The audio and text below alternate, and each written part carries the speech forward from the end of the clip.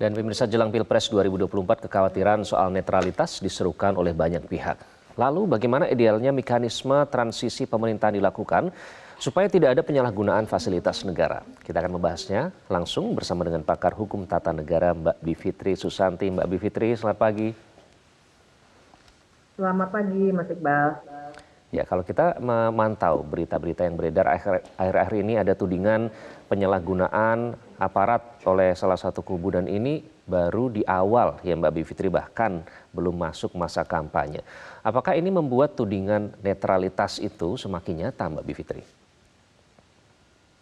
Nyata, karena memang faktanya adalah petahana, orang yang sedang berkuasa sekarang, ada kerabatnya yang sedang maju, anaknya sendiri bahkan, dan masalahnya kita juga sudah melihat bahkan hukum yang dalam tanda kutip dibengkokkan di Mahkamah Konstitusi juga menggunakan kerabatnya, yaitu adik iparnya sendiri, supaya anaknya bisa maju. Jadi kecenderungan itu sudah kelihatan, bahkan sudah terjadi sebenarnya. Tentu saja akan muncul kekhawatiran seperti itu. Dan sekarang kan kita juga sudah dengar ya masalah yang baliho dipasang dengan sangat cepat dalam waktu semalam, yang tidak mungkin bisa dilakukan sekedar oleh relawan, tapi pasti menggunakan aparat pemerintahan atau apapun yang bisa digunakan, yang bisa menggunakan tangan-tangan kekuasaan. Nah, jadi kekhawatiran ini pasti sangat besar karena faktanya ada studinya juga yang sudah menunjukkan kecenderungan ini. Dan saya kira inilah titik di mana kita memang harus lebih tegas untuk mengatakan memang tidak boleh tuh, karena kita bicara free and fair election, pemilu yang jujur dan adil. Bahkan Mas Iqbal dan pemirsa semuanya, pasal 9 Undang-Undang Dasar 1945 itu juga menegaskan Presiden waktu dulu dilantik itu sudah berjanji bahwa dia akan menjalankan Undang-Undang Dasar 1945 dan pemilu, dan maksud saya undang-undang, sebaik-baiknya dan seadil-adilnya. Nah, jadi jelas kalau hal seperti ini terus-menerus dilakukan, kita nanti akan mendapatkan pemerintahan yang dasar keterpilihannya saja mungkin itu akan sangat longgar legitimasinya, dan ini berbahaya buat demokrasi kita. Oke, nah untuk mewujudkan jujur dan adil itu Mbak Bivitri, kita melihat ini kan nanti Presiden masih akan menjabat pada saat transisi kepemimpinan. Nah, supaya tidak terjadi penyalahgunaan alat negara, fasilitas negara, apakah undang-undang yang ada, regulasi yang ada sudah mencegah itu untuk terjadi, Mbak Bivitri?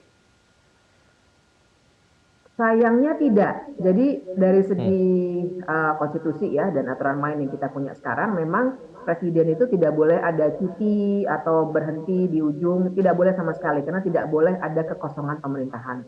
Justru kalau level menteri, gubernur, wali kota, nyapres, nyawapres itu wajib cuti paling tidak, tapi itu pun mesti dikritik, harusnya mereka mundur.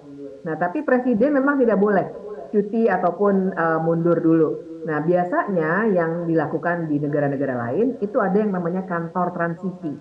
Jadi di titik ini, satu, presiden tidak boleh membuat keputusan yang punya dampak besar terhadap pemerintahan. Jadi harusnya ganti Panglima TNI atau ganti apapun yang sekarang ini tengah terjadi, seharusnya tidak boleh dilakukan lagi.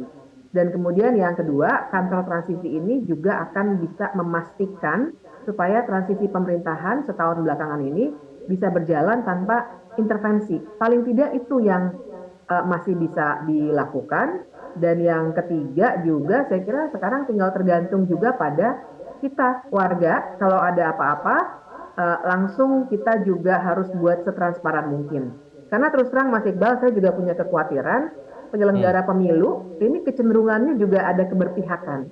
Jadi saya khawatir, tentu saja kita harus tetap ya memelihara supaya semuanya berjalan sesuai aturan main, lapor ke misalnya Bawaslu, bagus sekali. Tapi di luar itu kita juga mesti lebih giat dalam merekam banyak hal dan juga menjaga betul supaya pemilu ini jurdil, Mas Iqbal. Oke. Perannya dibutuhkan termasuk dari kita sebagai masyarakat, tapi di sisi lain juga kita mengharapkan Bawaslu punya nyali begitu ya untuk mengusut apabila ada laporan yang masuk terkait dengan pelanggaran. Nah, soal pengambilan keputusan besar tadi Mbak Bivitri, apakah itu memang kalau melihat konteks sekarang ini memang bisa dilaksanakan? Karena dinamika yang terjadi, kemudian orang-orang yang terlibat di dalamnya, kekhawatiran dari para tokoh, apakah itu mungkin dilaksanakan apabila ada pengambilan keputusan pada saat proses pemilu berjalan digantikan oleh orang lain supaya tidak terjadi konflik kepentingan? Ya, seharusnya memang tidak boleh dilakukan di titik ini. Jadi jabatan-jabatan penting seperti Panglima TNI yang sekarang belum terjadi, tapi kan kita antisipasi ya. Sebenarnya tidak mungkin ganti Kapolri misalnya, kemudian bahkan reshuffle mestinya ditahan dulu sekarang, karena artinya juga akan ada jabatan-jabatan penting yang mungkin saja memberikan fasilitas tertentu untuk kandidat yang sedang berkompetisi. Sekali lagi kompetisi harus jujur dan adil, itu kata kuncinya. Keadilan itu sangat penting. Nah, jadi harusnya presiden tidak boleh lagi mengambil keputusan-keputusan penting. Ini namanya lame duck ya, udah 20 Oktober 2024 itu sudah tinggal kurang dari setahun. Jadi presiden dalam masa lame duck, istilahnya banyak sekali dalam literatur ilmu politik. Tapi kita bilang saja masa-masa, terjemahannya bebek lumpuh begitu ya. Tapi sebenarnya masa-masa di mana pemerintahan sebenarnya sedang dalam masa transisi, legitimasinya sudah berkurang, dan poin Mas Iqbal tadi sangat penting.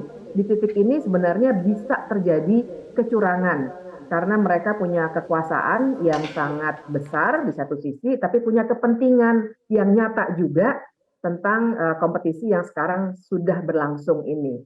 Nah, jadi dalam lame duck session ini pemerintah tidak boleh mengambil keputusan penting, karena kalaupun kita bilang, oh jangan khawatir kan misalnya Panglima TNI atau pergantian yang lain yang butuh persetujuan DPR, ada penyeimbangnya. Nah, catatannya kan sekarang ini konfigurasi politik juga sudah berubah. Banyak di DPR yang juga sudah berpisah begitu ya, antara PDIP misalnya yang dulu terkuat dan punya koalisi yang besar 82%. Sekarang itu kalau lihat konstelasi politik ya, hitung-hitungannya ini sudah 46% versus 54%. Jadi kalaupun kita butuh penyeimbang wakil rakyat, sekarang juga sudah berubah petanya, sehingga hal itu juga kontrol dari DPR itu juga sangat sulit untuk diharapkan. Jadi saya kira perlu paling tidak diimbau lah, karena aturan main ini tidak ada, belum ada begitu ya. Nanti ke depannya kita mesti bikin. Diimbau dulu, presiden berhenti dulu untuk membuat keputusan-keputusan penting karena ini tidak adil bagi kompetisi yang tengah berjalan, Mas Iqbal. Oke, menarik, ini lame duck atau bebek lumpuh ini kan memang sudah diterapkan di negara-negara yang demokrasinya sudah dewasa begitu ya. Sementara kita masih transisi menuju ke sana. Banyak tokoh yang menyatakan bahkan sekarang ini ada cobaan terhadap demokrasi kita. Nah, apakah lame duck ini sebenarnya jika nanti sudah diarahkan ke sana, ini bisa menghindarkan demokrasi dan politik kita dari oligarki dan juga dinasti politik, Mbak Bivitri? Sebenarnya banyak faktor, tidak hanya soal di masa transisi dalam masa lame duck ini, tapi kalau kita berbicara oligarki, kartel politik, sebenarnya faktornya banyak sekali. Tidak hanya masa pemilu, tapi kita juga harus melihat misalnya benturan kepentingan yang mungkin terjadi. Tadi kan dalam cuplikan yang disajikan oleh Metro TV juga digambarkan, ini ada nepotisme. Nah, nepotisme ini kan Mas Iqbal, saya kira kita semua sudah paham ya, tidak hanya terjadi belakangan hari ini saja. Dalam kesehariannya kerja-kerja di DPR, kerja pemerintahan, menteri-menteri, itu juga sebenarnya banyak yang punya benturan kepentingan sehingga cukup banyak kebijakan yang sebenarnya dibuat untuk kepentingan mereka sendiri. Mungkin ada korupsinya, sudah terbukti juga ya, menteri sekarang paling banyak di masa pemerintahan Jokowi ini menteri masuk bui, tapi juga yang tidak terdeteksi korupsi dalam arti tindak pidana, tapi sudah ada sebenarnya benturan kepentingan yang sebenarnya tidak boleh dalam penyelenggaraan pemerintahan. Nah, kita juga belum punya undang-undang yang mengatur benturan kepentingan secara lebih baik begitu ya, lebih strict begitu. Kita belum punya sayangnya. Jadi banyak faktor, tapi ini bisa jadi awal mula yang baik supaya kedepannya kita hilangkan betul itu nepotisme. Jadi kalau kita bicara KKN, jangan korupsinya saja, solusinya saja, nepotisme pun mesti kita berantas dari sekarang untuk masa depan Indonesia, Mas Iqbal. Oke. Meskipun agak susah ya untuk yakin dengan itu kalau melihat kondisi sekarang. Terima kasih Mbak Bivitri Susanti sudah berbagi bersama Selamat Pagi Indonesia. Jelajahi cara baru mendapatkan informasi. Download Metro TV Extend sekarang.